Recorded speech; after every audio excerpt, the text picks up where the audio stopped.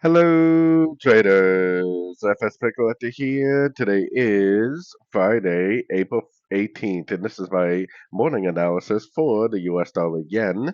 If you haven't done so already, definitely do check out my free Discord channel, which is linked down here in the corner at the end of the video, and take a look at my website, fxpipcollector.com.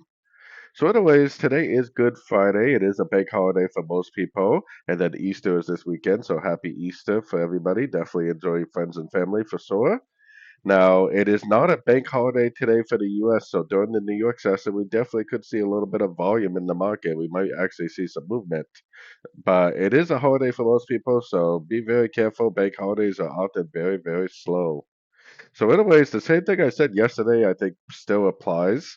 From this point right here, sideways, from this low right here, it seems to me to be all a correction. I'm kind of thinking that there's actually like a wave A in here, like three waves of A, and this is like a wave B. And I still think there's actually a pretty good chance that it is going to make a push up for wave C, maybe even go up to one of these higher fib levels, like the 58 or 61%. This is all still very dependent on us getting a breaker structure to the upside. If we don't get a breaker structure to the upside, then I wouldn't even try to go long because the trend is heavily, heavily, heavily down on all higher time frames.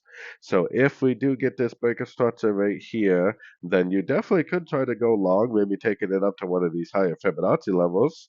Just keep in mind that anything we do see to the upside is very likely to just be a correction to the higher daily time frame downtrend.